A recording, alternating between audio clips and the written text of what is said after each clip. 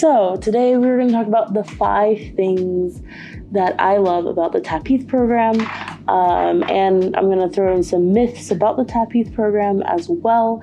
And the next video will be 5 things I don't like about the TAPIF program.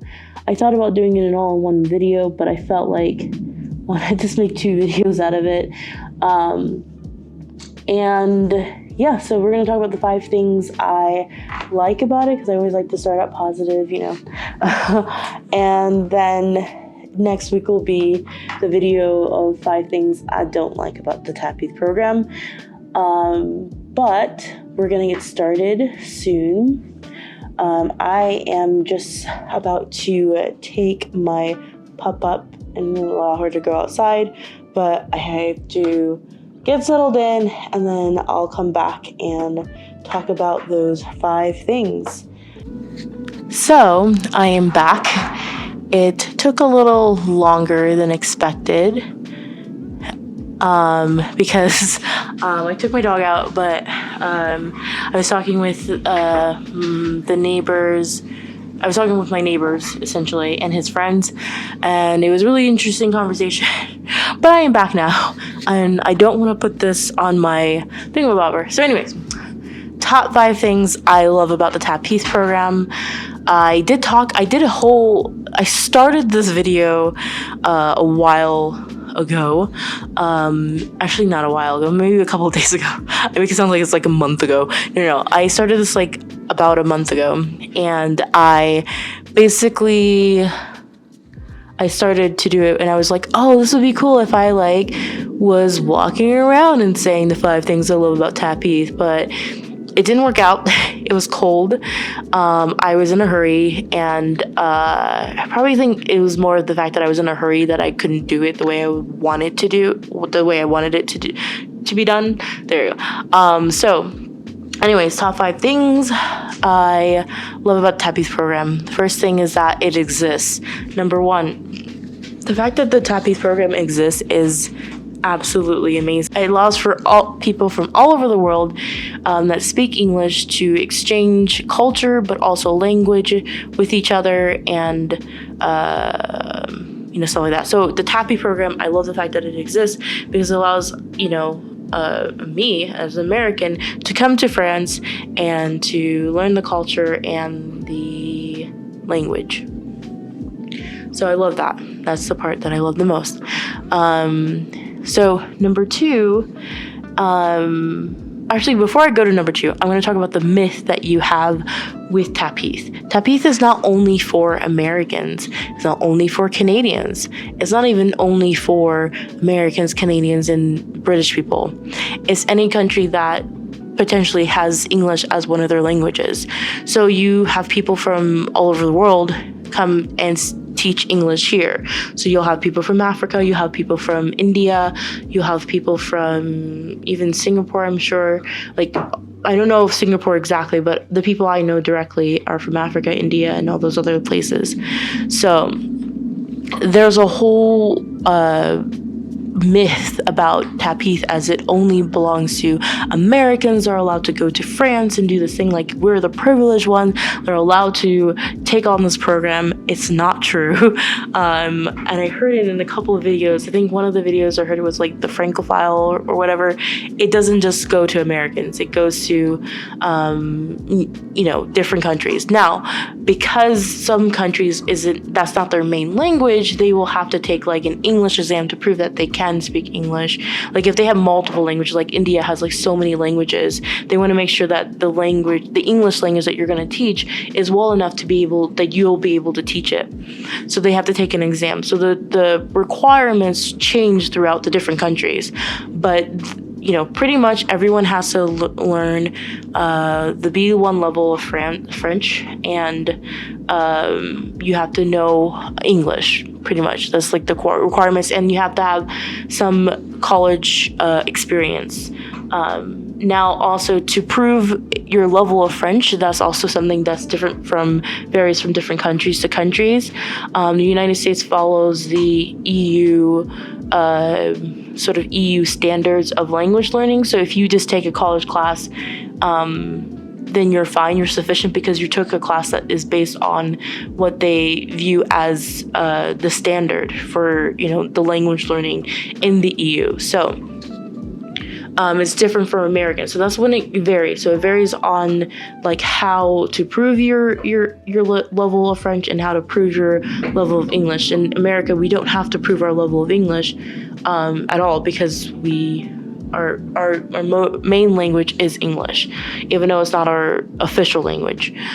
So that is the one thing. I love that it exists, and that's the myth that it only belongs to Americans. So you will be able, and I think that's so cool because you get to meet people from all over the world.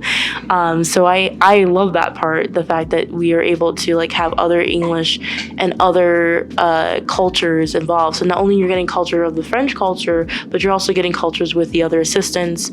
And then also another thing to add to the myth is that it's only for English speakers, but they also have programs where they also do it for the German language. They do it for the, wow, what? A whole group of bicycles just like went by here. Oh, wow. Okay. So that was shocking. But anyways, what was I saying? So it's not only just for English speakers, but it's also for German speakers, for Spanish speakers. I know one of the assistants here is teaching Spanish. She's from Argentina, and another assistant is also speaking German, and I forget where she's from. She told me, and I feel bad that I forgot. I think Austria or something. I don't remember. But anyways, but there are other languages that are spoken here, Chinese, and I forget the other. There's a list of languages. If I remember, I'll put the list down here of other languages that you'll be able to meet and you'll actually take the orientation with. So it's not just Americans, it's not just English. And then recently they've also updated the system of TAPIF where it would be run mostly through TAPIF and learning TAPIF, but through the TAPIF program. But now they have this really cool system that French people are actually creating where you could just apply on the French website, but I don't think necessarily it's live, but they are trying to get that live. So you don't apply necessarily through TAPIF anymore, but you could actually just apply through to the French government. But I don't think they've actually made that live yet, but it seems like that's where they're heading. So yeah, that was the first thing I love, is that it exists. The second thing I love is the security with it. So once you, and the security in the sense of like, once you are accepted as a language assistant, you are now pretty much guaranteed to be in France. Once you hear that, oh, you're accepted. Now, there are obviously processes that you have to follow. After you get the exception, you have to take the FBI background, you have to do that background test, and then you have the fingerprint background test, and then you also have other things like the visa process and stuff like that. But pretty much you get it. Now, I have known that people have not actually have gotten denied with their visa, but it was mainly because they didn't have their work permit with them, and that's why they got denied. I mean, that's an obvious thing.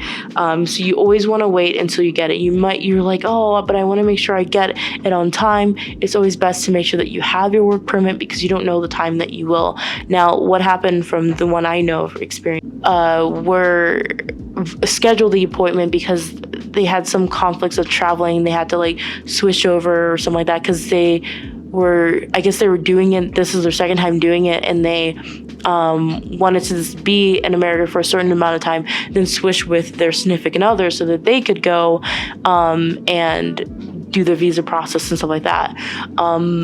But it didn't work out for them because he went to the scheduled meeting and still didn't have the contract, and he knew that going to the meeting that there wasn't a contract, but he was still hoping that at the last minute, at the last second, that it would happen, but it didn't happen. So don't do that. Wait until you get and I know it's hard because some people got it earlier, some people gets it really late, and it is a struggle to try to get an appointment. I do recognize and realize that, but it's better for you to have it with you than to guess when you're gonna have it, because if you watch other TAPIF videos, you'll see that they also try to do it earlier and how it screwed them over. So far, I've never seen it work out. And if it does work out, no one really talks about it. So I guess I wouldn't know.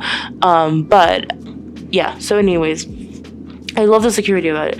So that's kind of like a warning if you're trying to do the TAPIF program. But that's the second thing. Like, I just love the security of it. Not only do you get the security of knowing that you're going to be in France, because you pretty much, it's like a green go ticket or whatever, to pass go or whatever. But also when you get here, when you have to open up a bank account, when you have to get an apartment, when you have to do all those other things, it's really beneficial for you to have, a work contract rather than coming in as like an artist or entrepreneur where you don't have a French work contract. It's harder for you to find an apartment.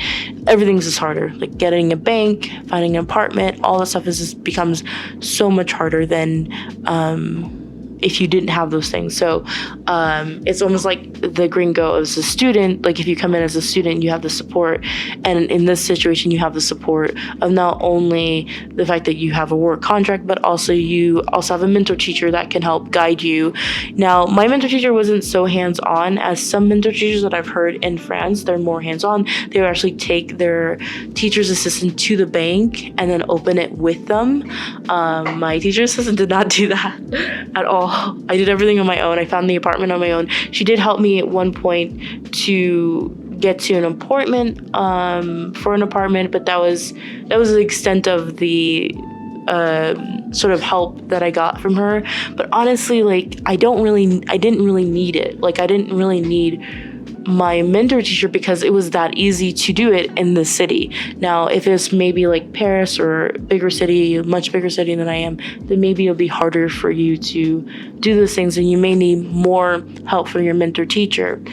But know that they're not guaranteed to help you. They're not necessarily going to help you with that stuff. So that's something to know. So that's number 2, the security of knowing that once you have that work contract, it's easier for you to get settled in France. But I am saying this from my perspective. It was very smooth for me when I went to the visa appointment, it was very smooth. I did everything right. I had copies of everything, and I went when I had my work permit. And then also it was very smooth for me to, like, when I got here, it was like the first day where I found this apartment that I'm in now, and I was like, I love it, I'm taking it, like it was very easy for me because of the location I am in to get those like basic things figured out. So take that with a grain of salt. It could be the opposite, and that part was easy for me, but you guys heard my airplane, like flying to get here was a whole mess. So if you don't know, go ahead and check that video out where the flight situation was quite crazy. But anyways, and hear the stories that happened with that. So the third thing that I love about the TAPIF program, or the language assistant program in France, is the fact that you have so much time to do whatever the hell you want. If you really are determined to travel all of Europe, you could definitely do that with the time that you're given. Now, it's going to be expensive to be able to travel, and it will be harder for you to travel because of the fact that if you, like in my situation, it's harder because I'm in a small town, and it's harder to get into this town and even harder to get out of this town if you just want to do like a short trip.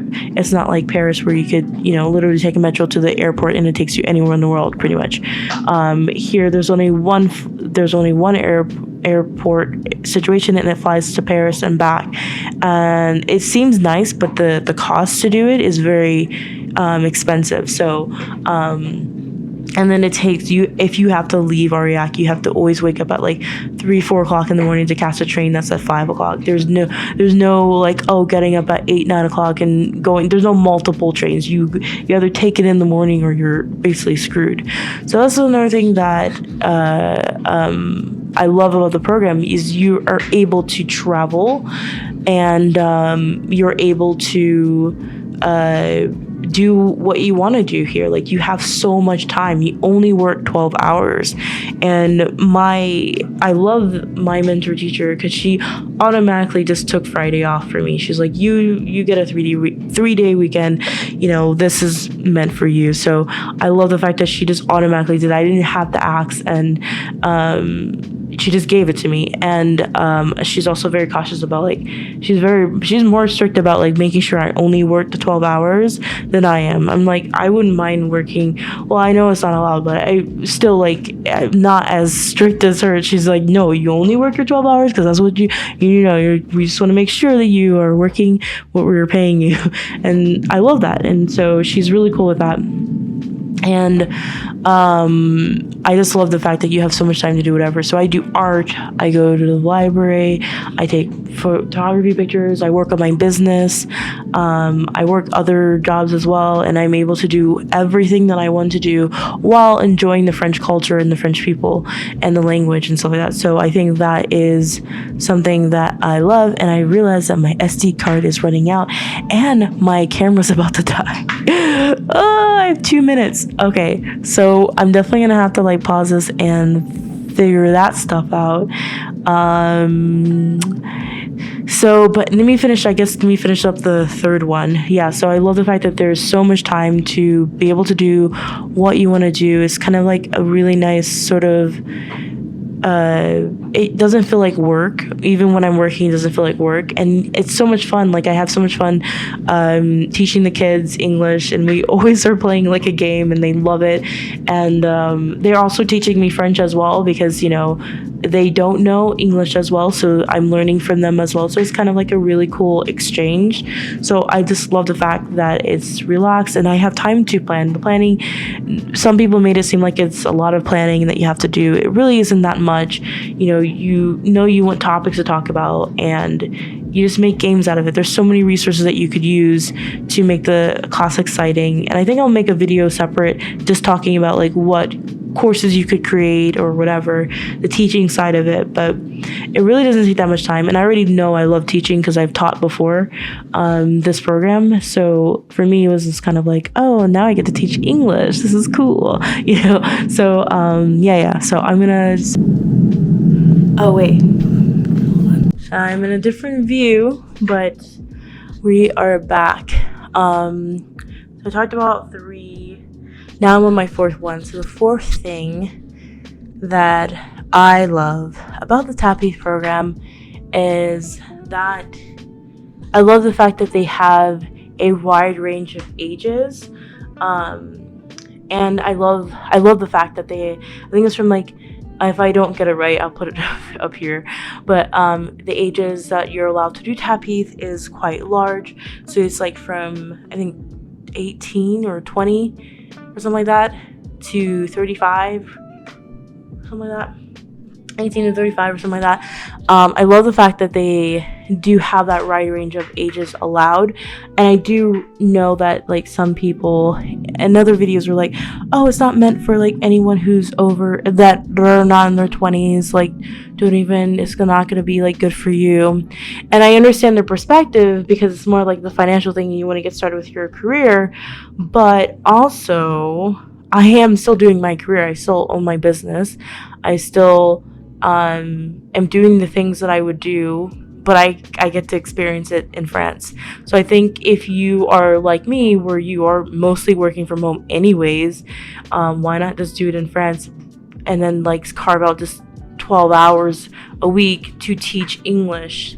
So I think it's still good for those who are in their 30s, who are entrepreneurs, especially because it's also one way to test if you want to live in France, if you want to be an entrepreneur in France, because you get to see it and work on your business and stuff like that. But it's also good for those who are not knowing exactly if they want to do their PhD, or if they don't know exactly where they want to go, but they're trying to figure it out. This is a perfect time to figure it out, because you're getting money like to live, but at the same time you're not having the large prices of like living in America that you need to like work and find a job like right away.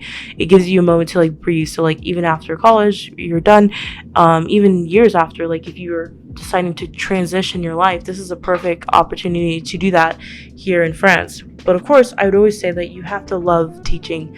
That's the one thing I hope that people do this and not come here and not really ever want to teach again, or like are interested in sort of like teaching, because then it becomes more work, then it becomes more like something you do as like an additional thing.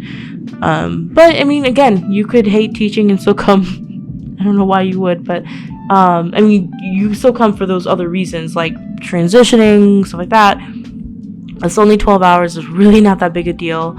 But if you want to do this, I'm guaranteeing if you hate it already before getting here, the students will know that you don't like to teach. The students will know that you don't have a passion for it. And matter of fact, one of my mentor teacher told me about another assistant that he did not like the teaching. He only came for the experience part, and basically had to like let him go, and you can get fired because it was that bad that the students didn't like him and he wouldn't do anything in the class. So like you can still get fired from not performing, you know.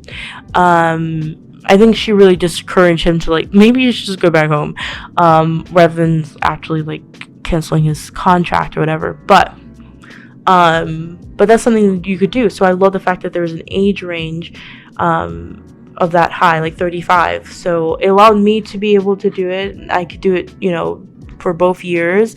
And also with the pandemic, it paused a lot of people's lives for the past 2 years. So you add 2 years to that, you're still in the same position that you were 2 years ago, because everything kind of halted and jolted.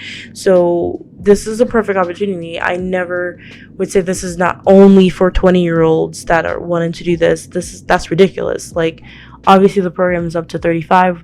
It's meant for people who are 35, like up to 35. So I think that's a huge misconception. It's not just for 20-year-olds. But you will, I think, as you get older, you realize that you still need to work multiple jobs in order for you to sustain yourself.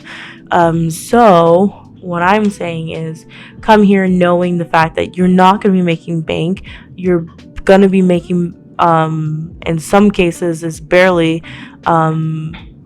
like survival, like money, you know, like money to just sustain you. You may have to take like another job or something like that, just to sustain yourself. But what I budgeted, or what I wanted, was to make sure that I use the money that I get from TAPIF to just fund my life here, so that it takes care of everything, like food, rent, everything that I do in France, and my basic needs. Everything else that I want to do, like traveling and all the stuff like that comes from me, like stuff that I want to do, or something I want to buy or need or something like that, outside of those like basic monthly, you know, bills. That's what I did. So you got to think about that. Like, okay, so if that's not enough for you to sustain yourself, then you need to make sure you are equipped to sustain yourself here. But I just love the age range, and that's one thing I want to mention, is like 30-year-old. I know there's a couple of older TAPIFers here that are in their 30s that are doing this, and they're perfectly happy. They're really happy, actually. So the idea that it's only for 20-year-olds is a big myth. It's not true. So that's number 4. And so number 5, the 5th thing I would say that I love about the TAPIF program is I love the way they organized it. And I'm also going to put that on my con list for next week, but I love the fact that they have this system, and I'll tell you what I mean by that, because a lot of people will be like, especially those in TAPIF will know that there's a lot of things that are not so good about the structure of the TAPIF program, but the core and why it's still running smoothly for all these years and getting better and better every year is because the core, the foundation, is very sturdy. It's very very good. So what I mean by that is The requirements are very clear. What you are, what is required to be a tap ether, and what will actually make you successful. I think the reason why they have the language of B1 level is because they were saying, okay, B1 level will allow you to survive in France. So get to that level and then you'll be able to survive.